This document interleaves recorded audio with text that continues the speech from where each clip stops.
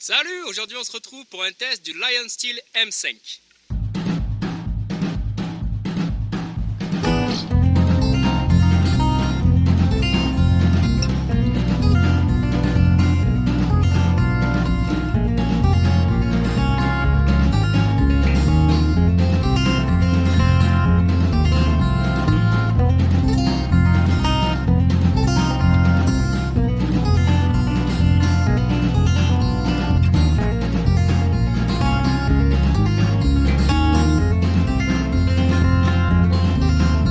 C'est un couteau qui pèse 200 grammes pour 24 cm au total. Il a 11 cm et demi de lame pour 11 cm de tranchant, puisqu'ici on a un casse-goutte.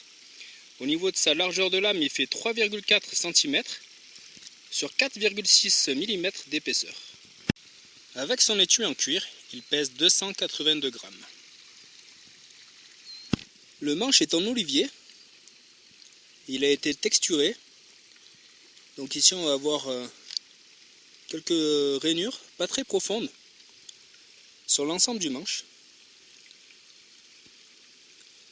pour créer une petite accroche. Le manche n'est pas allégé, il n'y a que les deux petits trous ici pour y passer les vis, pour pouvoir maintenir les plaquettes. L'ensemble est très bien ajusté, les vis ne dépassent pas du tout, elles ne viennent pas gêner la main. Et on peut voir ici une particularité de ce couteau, au niveau de sa plate semelle. Le dos est complètement arrondi, ce qu'on va retrouver également sur le dos de la lame. Il n'y a aucune arête saillante, le tout est très bien fini. C'est un couteau qui a la classe à l'italienne. En effet, le couteau et son étui sont fabriqués en Italie. Avec ce couteau, on a affaire à une émouture plate à 3/4, jusqu'à l'inscription ici, et un tranchant en V. Concernant son acier, on est ici sur un acier Sleipner, comme c'est noté sur sa lame. Donc concrètement, c'est un acier qui est un petit peu supérieur en gamme au D2, donc qui est dans la catégorie semi-inoxydable. Donc c'est-à-dire qu'il ne rouillera pas lorsqu'il va passer dans l'eau, sous la pluie ou qu'on va faire la cuisine avec.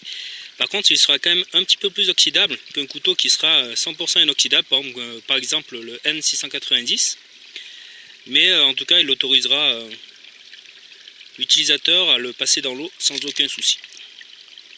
Le design du couteau a été fait par un Italien du nom de Moletta. En dehors de ces stries sur le manche, on va retrouver une très bonne ergonomie, avec ici un rebond au milieu de manche et un rebond en fin de manche, ce qui va empêcher la main de glisser en arrière. Et une très bonne ergonomie ici également, puisqu'on va avoir une courbe, un rebond et une autre courbe ici en bout de manche, ce qui va aider entre cette prise là et ce rebond là pour les coupes à la volée. Le Lion Steel M5 va être disponible dans différentes finitions, donc avec étui cuir et manche en olivier comme j'ai ici. Ou alors il est également disponible avec un bois beaucoup plus foncé, toujours avec le manche en cuir. On peut encore le trouver avec le manche en G10 noir et la lame noire, ou le manche en G10 noir et la lame ici argentée. Il faut savoir que l'étui cuir n'est disponible qu'avec les versions manche en bois. Pour les versions manche en G10, l'étui sera en nylon. En sortie de boîte, le couteau est vraiment impressionnant.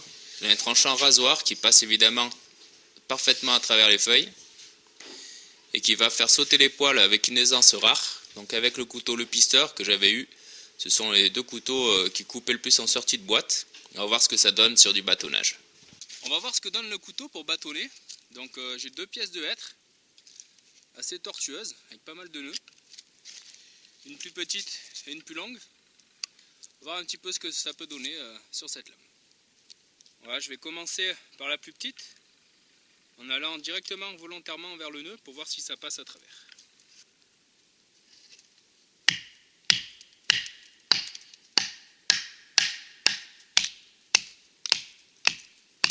Pas de souci pour pénétrer au départ. Si on a besoin de redresser le couteau, on peut taper ici sur le bout du talon.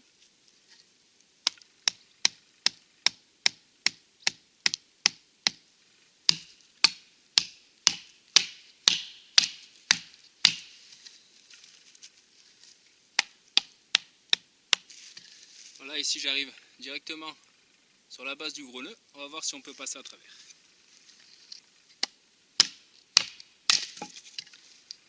Pas de souci là-dessus.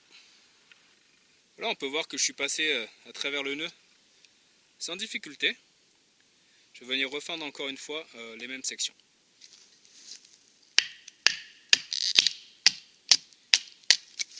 Bon, une fois que ça a été refendu, c'est beaucoup plus simple. Sur des sections raisonnables, ça ne pose vraiment aucun souci.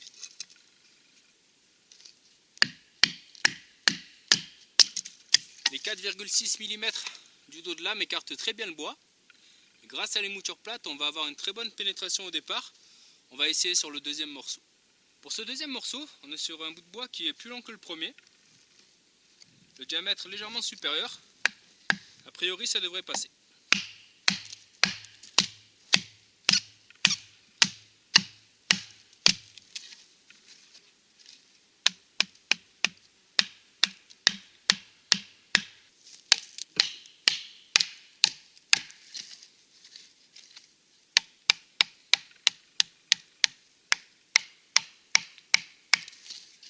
Encore quelques coups et on devrait pouvoir passer à travers.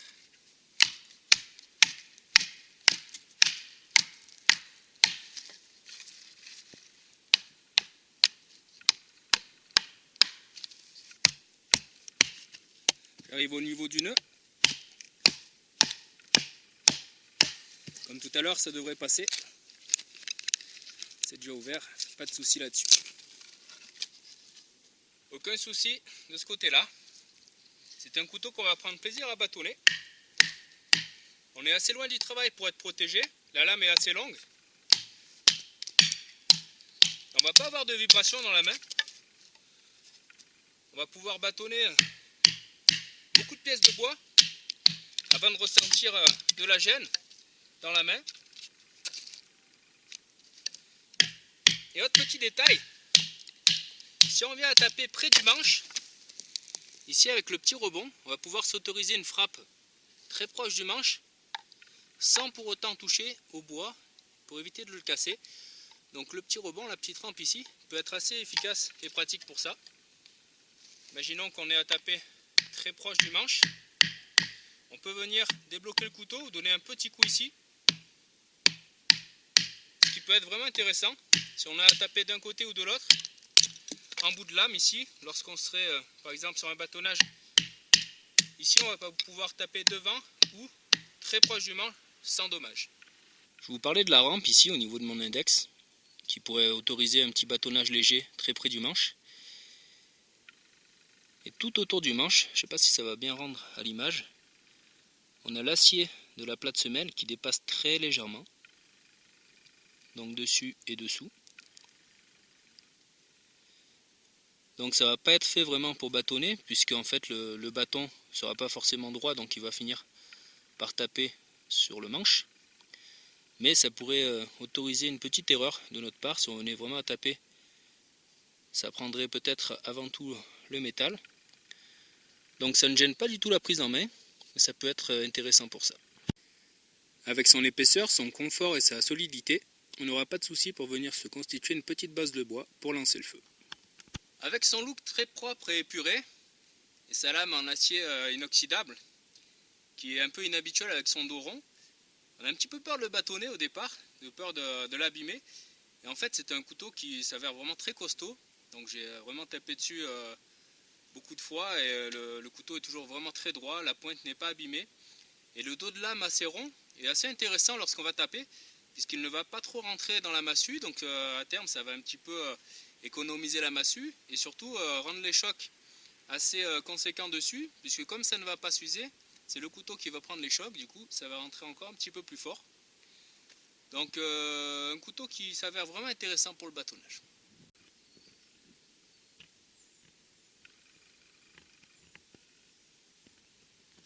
En ce qui concerne les coupes à la volée, on va venir essayer de débrancher cette section de branches mortes. Dans un premier temps, je ne vais pas mettre la dragonne pour voir un petit peu le rebond ici en bout de manche, voir si ça suffit pour tenir le couteau. Et ensuite, on essaiera avec la dragonne pour une coupe un peu plus conséquente.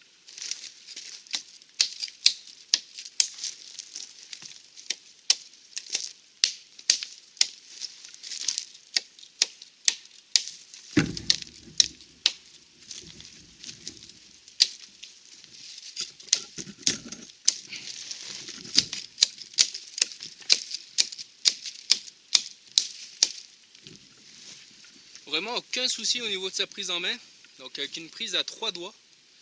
Le manche est vraiment très bien galbé. Entre ce rebond ici et celui-là, on sent vraiment qu'on a une prise très sécurisée, même sur des frappes assez lourdes. Le couteau ne part pas des mains. On va voir en mettant la dragonne, même si sur les petites coupes comme ça, ça ne sera pas nécessaire. Je vais essayer sur une branche un peu plus grosse avec la dragonne. Voilà, ici en plus de la bonne prise en main, j'ai rajouté la dragonne. Voir un petit peu sur cette branche qui est beaucoup plus grosse que tout à l'heure.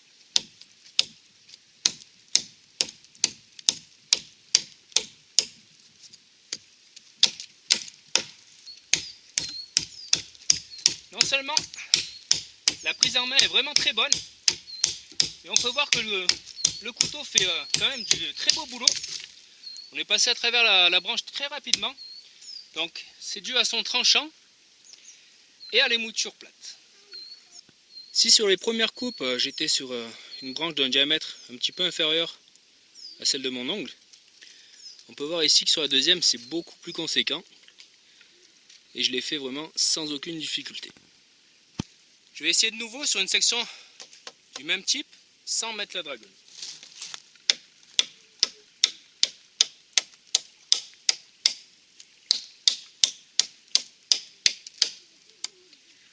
Donc sur les plus grosses frappes, il a évidemment plus tendance à partir que sur les toutes petites, mais il reste quand même vraiment très bien ancré en main. Pour passer à travers de cette branche, au gabarit déjà assez intéressant.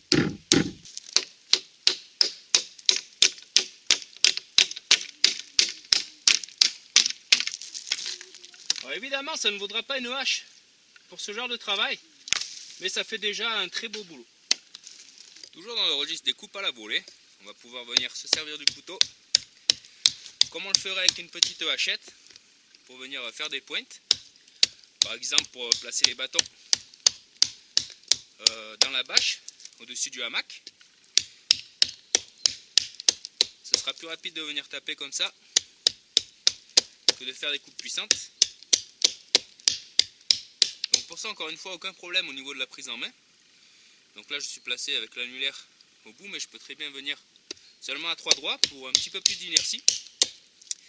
Donc on peut très rapidement arriver à un travail satisfaisant, tout en étant encore une fois avec un grand confort et sans causer de dommages au couteau. Autre type de coupe possible pour venir ébrancher, on peut évidemment venir bâtonner le dos de la lame, qui est vraiment solide puisqu'on l'a déjà vu sur le bâtonnage de refente. Aucun souci là-dessus. Donc je vais dégager un petit peu cette zone et venir essayer de passer à travers le tronc. Donc quand le couteau est coincé, comme sur le bâtonnage de refente, on va pouvoir venir taper dessus le talon dépassant pour l'enlever.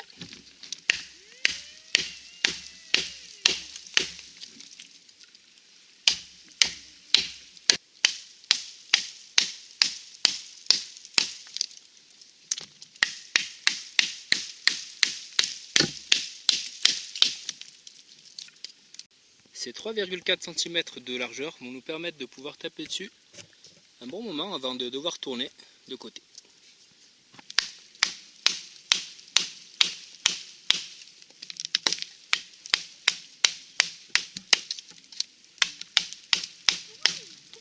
Comme on l'a vu sur le bâtonnage de refente, le fer ressort très légèrement des plaquettes, donc on peut venir s'autoriser des toutes petites tapes pour venir ressortir le couteau du bois. Bon, quoi qu'il en soit, c'est un travail qui sera quand même assez long. On perdrait beaucoup moins de temps à le faire avec une hachette ou une scie, mais ça va être possible Même si là on n'est pas loin du diamètre, pas loin de la longueur de la lame. Donc c'est un travail qui va être quand même assez long, mais qui reste faisable pour passer à bout de ce tronc. Voilà, le diamètre est quand même assez gros, il n'y a aucun problème pour passer à travers, même si ça va être un petit peu long. En tout cas, le couteau ne souffre pas du tout, le dos de lame est toujours intact. Après toutes ces coupes à la volée, ces bâtonnages, aucun souci au niveau du fil, qui est toujours intact et tranchant.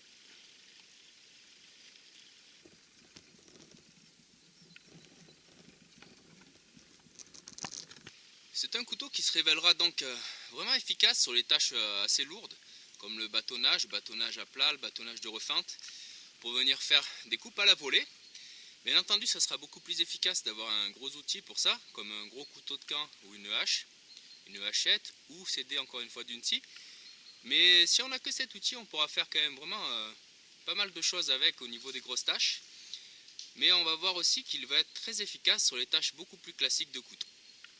Pour toutes les coupes de couteau, donc les plus classiques que l'on connaît, avec une prise puissante ici ou les pouces sur le dos de lame, etc., le couteau va se révéler vraiment très confortable grâce à l'ergonomie qu'on a vue lors des coupes à la volée. C'est-à-dire qu'on va avoir une très bonne forme ici, où on va pouvoir bien placer la main, mais également une très bonne forme dans ce sens-là, avec l'arrondi qui rentre bien dans la paume. Donc un couteau sur lequel on va être très bien ancré, où on va pouvoir forcer tout en étant bien confortable, puisqu'il n'y a aucune arête saillante, donc l'acier qui dépasse très légèrement des plaquettes ne gêne pas. Les plaquettes, elles, sont arrondies ici, donc aucun souci à ce niveau-là. Et le petit usinage au niveau du bois n'agresse vraiment pas la peau, donc on va être vraiment très bien placé sur ce couteau. Une des tâches que l'on retrouve assez souvent dans nos sorties, ça va être pour venir écorcer les bouts de bois.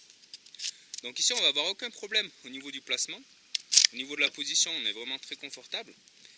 Et le couteau rentre très bien sous le bois. Donc le petit V du tranchant vient bien mordre la matière. Et ensuite, l'écorce va suivre le début de l'émouture plate. Donc on va passer vraiment à travers sans aucune difficulté. Ça va être même très agréable. Toujours dans cette position de coupe puissante, on peut voir qu'on est très sécurisé grâce à la garde qui fait un petit ergot. Ici, c'est impossible de venir glisser sur la lame. Et ici, on a un casse-goutte, comme on l'a vu dans la présentation du départ. Donc ce casse-goutte, en fait, c'est fait pour faciliter l'affûtage, puisqu'on n'aura pas à venir affûter le bord ici. Ça aurait tendance à gêner sur les coupes puissantes, faire comme un peu le finger choil, créer un petit peu de bras de levier. Mais ici, c'est pas gênant, puisqu'on se retrouve avec le casse-goutte qui part quand même assez tôt. Donc on va pouvoir forcer très près du manche pour les coupes puissantes. Ici, on va pouvoir par exemple essayer de passer à travers cette branche en coupant un peu tout autour. Donc on peut bien forcer.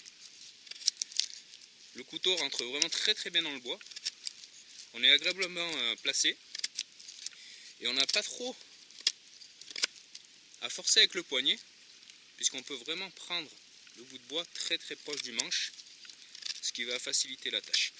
Donc si on ne veut pas faire de coupe à la volée avec son couteau, qu'on ne peut pas bâtonner, on peut toujours venir passer à travers d'une branche, ici en l'usant un peu de tous les côtés, pour finir par la casser.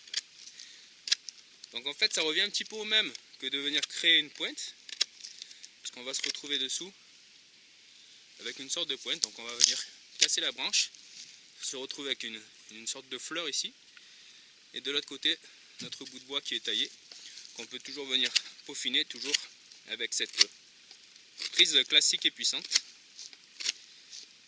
qui est vraiment très agréable, même lorsqu'on travaille longtemps avec le couteau. Si je veux venir fignoler ici, je peux faire ce que j'appelle la coupe saucisson. Donc je prends mon couteau dans la main ici, je ne mets pas le pouce en face et je viens tirer. Donc là encore une fois, c'est le genre de coupe qu'il est agréable de faire avec la première partie du tranchant. Mais on ne va pas être bloqué ici, on a tendance vraiment à aller chercher directement le tranchant.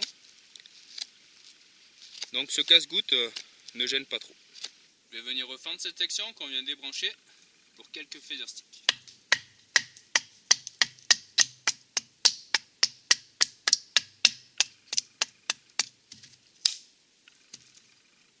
Comme on a pu le voir, le couteau dispose d'un fil en V, ce que j'apprécie vraiment pour faire les feather sticks, parce que ça va avoir tendance à décoller de très fins copeaux, très entortillés, sans pour autant enlever trop de matière.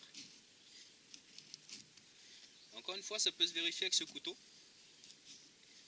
parce qu'on va avoir de beaux feather sticks bien entortillés, prêts à s'enflammer.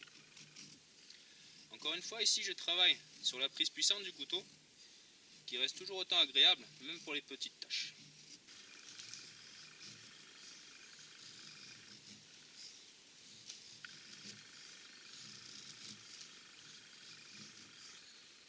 On va pouvoir se retrouver avec ce genre de feather stick vraiment très entortillé, très facilement. Pour allumer les feather sticks ou autres matériaux, assez étonnamment, vu que le couteau a le dos bien arrondi, on va retrouver des arêtes légèrement saillantes ici, sur les côtés, qui accrochent très bien le fire steel. Donc en fait c'est un couteau qui n'a pas d'arête à 90 degrés, donc qui ne va pas gêner pour venir appuyer avec le pouce, mais qui va quand même se révéler bien efficace pour venir frotter à pierre à feu.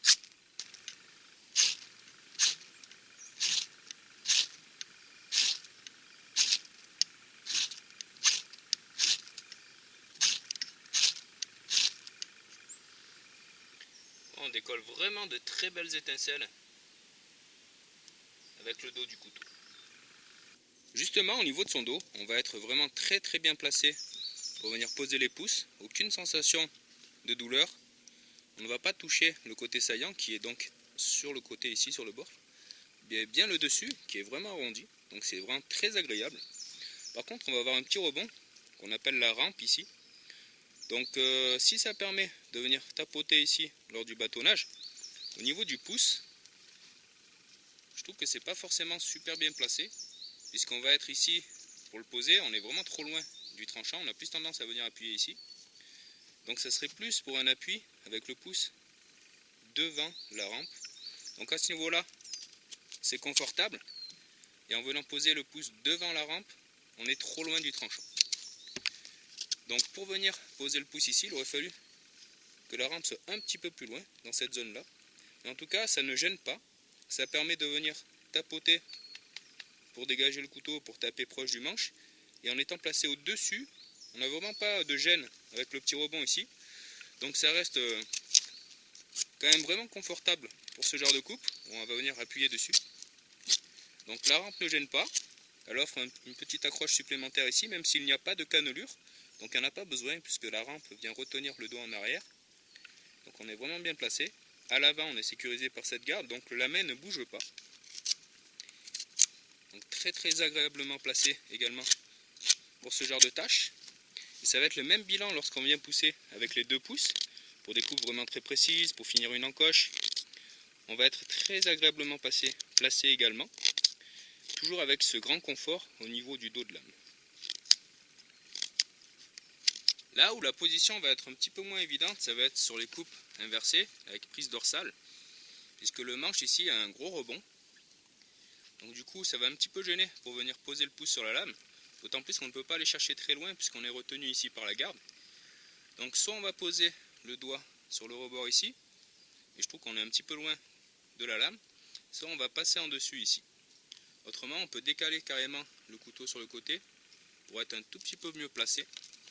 Évidemment ce sont des coupes qui se font quand même, mais pour ce petit point là, ça va pas être la position la plus confortable avec ce couteau.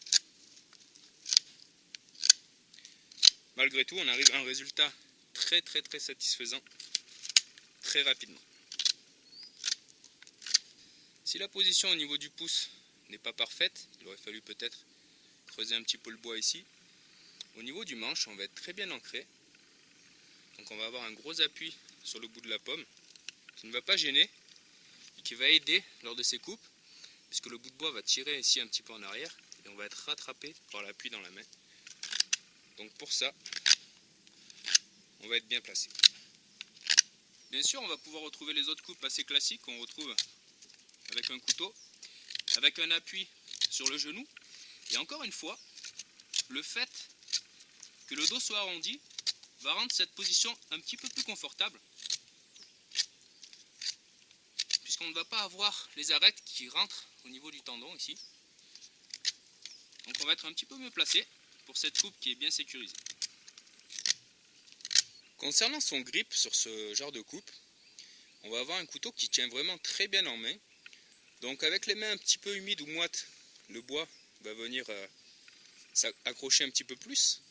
Au niveau des petites cannelures ici qu'on peut voir, elles ne gênent pas du tout. Après je ne sais pas vraiment si ça rend le travail plus efficace, puisque le manche a déjà une bonne ergonomie. Donc on va être, quoi qu'il en soit, bien placé, arrêté par le petit rebond ici, arrêté par la garde devant, avec un couteau qui remplit bien la main, ce qui est vraiment très agréable pour toutes les coupes. Donc est-ce que les petites cannelures jouent? Je ne suis pas certain que ça joue vraiment dessus, mais en tout cas ça ne gêne pas et ça apporte sûrement un petit plus au grip du manche. Lorsqu'on reçoit le couteau par contre, le manche a l'air d'être comme verni. Du coup lorsqu'on vient passer le doigt dessus, il a tendance quand même à glisser. Mais ce vernis, s'il en est, part vraiment très très vite dès les premières prises en main. Ou alors lorsqu'on vient le passer dans l'eau une fois ou deux, on n'a plus cette sensation là. Donc peut-être que c'est juste une sorte de petit revêtement qu'ils mettent pour que le couteau soit joli en sortie de boîte. En tout cas ça ne va pas gêner puisque ça ne reste pas. J'ai pas eu à le poncer pour venir avoir un manche nu qu'on peut venir huiler par la suite. Avec les mains humides, le couteau dispose toujours d'une très bonne accroche. Donc le bois a tendance à absorber un petit peu l'eau. Du coup il va quand même accrocher. Et on est toujours très très bien placé avec cette forme de manche. Donc aucun souci pour travailler avec les mains mouillées.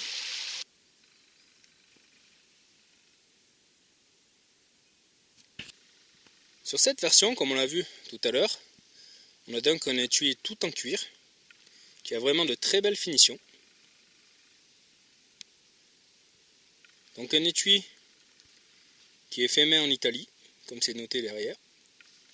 Les coutures sont vraiment très propres, ainsi que les finitions au niveau du martyr.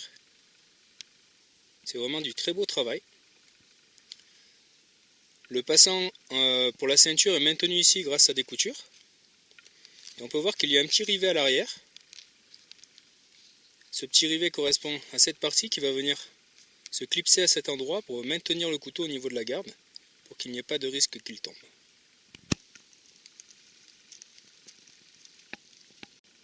Sur le devant de l'étui, on va retrouver la marque Lion Steel et Maniago Italy incrustées dans le cuir. Les finitions ne souffrent d'aucun reproche sur n'importe quelle partie de l'étui. Au niveau de son port, on va être sur quelque chose d'assez discret, avec seulement le bout de l'étui qui dépasse d'une chemise. On va avoir le passant qui s'adapte à des ceintures un peu de toute taille, et le manche qui dépasse à peine la ceinture. Et le fait qu'il dépasse à peine et qu'il soit un petit peu décollé du corps ne gêne absolument pas lorsqu'on va faire des mouvements, qu'on va marcher, s'asseoir ou quoi que ce soit. Donc un couteau qui va être agréable à porter. Pour venir le prendre, il suffit d'enlever la pression. On vient tirer le couteau. Pour le remettre, on va faire l'inverse. On le pose et ensuite on remet la pression. Donc on va pouvoir s'en servir avec une seule main. Donc on vient poser le couteau ou manipuler la pression sans aucune difficulté. Petit détail, à mon sens, le clip ici est monté à l'envers. Parce que lorsqu'on va passer dans des branchages, dans des fourrés un petit peu serrés, ça va avoir tendance à s'accrocher et à venir s'ouvrir. Et si le couteau tient vraiment très bien avec la pression, lorsqu'il n'y a pas la pression, il peut s'en aller. Donc c'est quelque chose qu'il faut prendre en compte lorsqu'on va passer dans les fourrés. Bien faire attention que la pression ne se soit pas enlevée. Par contre, elle est vraiment très ferme. Et à l'intérieur, on peut voir qu'il y a un petit renfort pour ne pas abîmer le manche. Au niveau du petit passant toujours, donc j'avais tendance à penser que ça allait vraiment accrocher et à chaque fois que ça allait venir couper à force de venir passer, mais en fait la garde va écarter la petite pièce de cuir. Du coup le tranchant ne va pas toucher, si on tire bien droit. Par contre on va avoir tendance en le remettant à venir toucher, d'ailleurs un petit impact ici, à venir toucher un petit peu la pièce de cuir pour venir se placer. Donc quelque chose auquel il faut faire attention si on veut que l'étui dure vraiment dans le temps. Venir faire attention lorsqu'on le sort et lorsqu'on le rentre. Mais avec la garde, ça va venir toucher et écarter, donc là pas de souci là-dessus. Toujours dans les petits détails auxquels il faut faire attention, on peut voir à l'intérieur qu'il y a la couture du passant ceinture. Et pareil, lorsqu'on vient mettre le couteau à l'intérieur sans vraiment y prêter attention, on a tendance quelquefois à accrocher avec la pointe les fils qui sont à l'intérieur. Du coup à terme ça pourrait finir par découdre le passant ceinture. Donc voilà, prêter un minimum d'attention lorsqu'on va poser son couteau à l'intérieur, ou prendre l'habitude de vraiment le poser tout droit. Si on le pose tout droit, il n'y aura aucun souci, puisqu'on ne va pas toucher les fils à l'intérieur et on ne va pas toucher la petite pièce en cuir ici. Autrement, l'étui est vraiment très agréable au port, avec un très bon maintien, aucun souci là-dessus.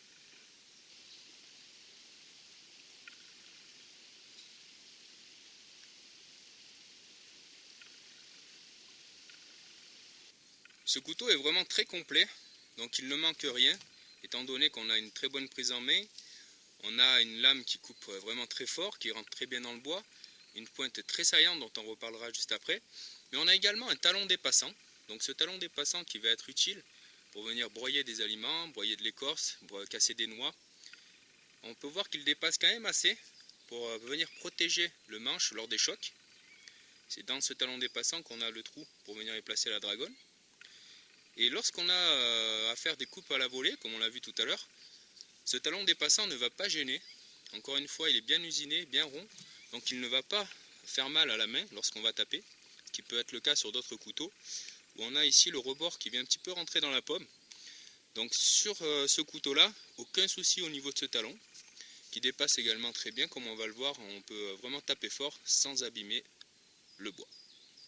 Pour tester sa solidité ainsi que la prise en main, je vais venir taper ici sur cette souche assez fortement pour voir si on abîme le bois ou pas. Donc là le couteau rentre très bien. On peut voir qu'on a un bon impact. Et au niveau de la prise en main, ce qui va être intéressant encore une fois, c'est l'ergonomie du manche, puisqu'on a le rebond ici ainsi que les rebonds sur les côtés qui vont permettre à la main de rester bien ancrée lorsqu'on va taper, ainsi qu'au niveau de l'index ici.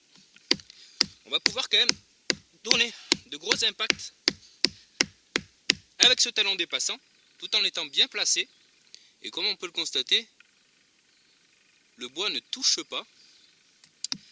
Donc on va pouvoir donner des gros chocs sans risquer d'abîmer son couteau.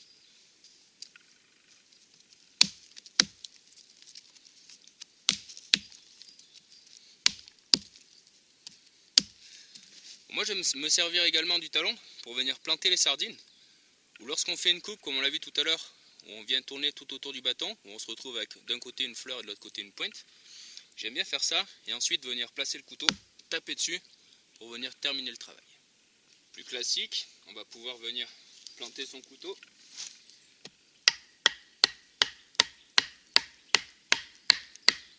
Sans risquer d'abîmer le manche. Enfin, on pourra toujours venir refendre de toutes petites sections en venant tapoter le talon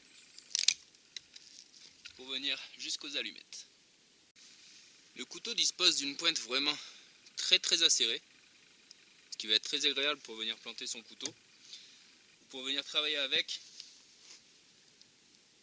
pour venir faire des petits trous.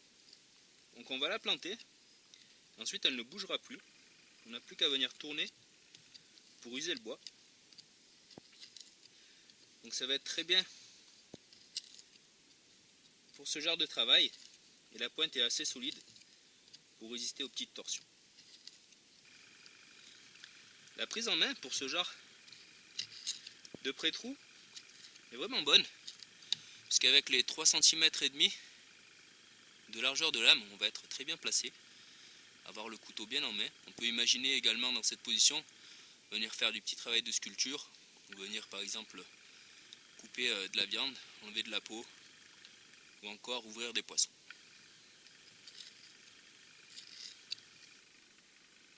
La pointe est quand même assez large au bout, donc assez solide. Et avec son lacier Sleipner, on va pouvoir travailler sur la nourriture, ou venir laisser le couteau dans une zone humide assez longtemps. Donc ça va être très agréable pour venir découper et préparer la nourriture qu'on a à faire sur le camp. Après tous ces travaux, je vais venir un petit peu nettoyer le couteau pour vous montrer à quel point il revient d'origine grâce à cet acier inoxydable.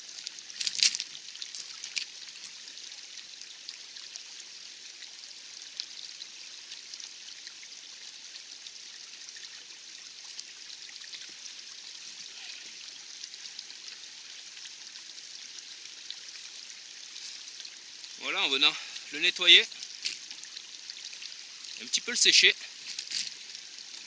Le couteau semble toujours comme neuf, ce qui est assez impressionnant. Donc on n'a aucune trace, bon, il est un petit peu sale, mais sur la lame on n'a pas de trace d'usure. C'est toujours le même qu'en sortie de boîte. Ce qui est assez surprenant avec cet acier, c'est qu'il va toujours avoir tendance à raser. Même après ces lourdes tâches. Donc évidemment ça ne rasera pas comme au tout début. Mais il y a quand même quelques poils qui volent. Je vais le passer au cuir quelques coups pour voir si on peut retrouver ce tranchant rasoir qu'il n'a pas 100% perdu. Parce que comme on peut le voir, on a quelques poils sur la lame.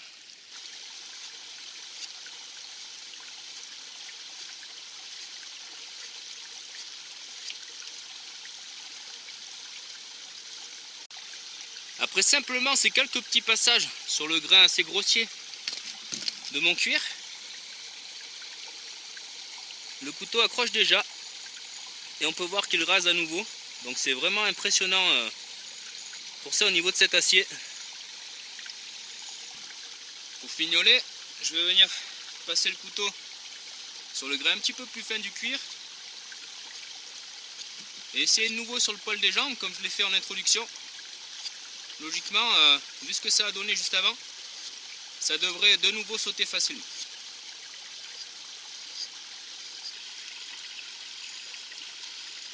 Voilà, c'est assez impressionnant. Les poils volent autant qu'à la sortie de boîte. Malgré toutes les coupes à la volée, le gros bâtonnage que j'ai pu faire dans la vidéo ou hors de la vidéo. Voilà, c'est assez impressionnant de pouvoir rattraper son fil aussi facilement. Au final, on se retrouve avec un couteau d'une grande qualité, qui est une franche réussite tant au niveau esthétique, bon ça reste personnel, qu'au niveau pratique. Un couteau avec lequel on va vraiment pouvoir tout faire. On va avoir tous les accessoires qui nous permettent d'être à l'aise dans une sortie de bushcraft, à savoir un dos confortable avec des arêtes saillantes, un talon dépassant qui protège notre manche, un manche très ergonomique, très confortable, qui va être protégé pour le talon si on vient taper dessus. Un couteau qu'on va pouvoir bâtonner sur des grosses sections qui va rester à l'aise avec une pointe saillante et solide. Un étui très pratique à mettre à la ceinture qu'on va pouvoir entrer et sortir le couteau malgré le fait qu'il y a des risques qu'à force ça vienne un peu découper le cuir. Un très bel ensemble qui peut être très bien dans un kit plus traditionnel. Voilà, une belle découverte que ce Lion Steel. En espérant que la vidéo vous ait plu. Merci et à bientôt.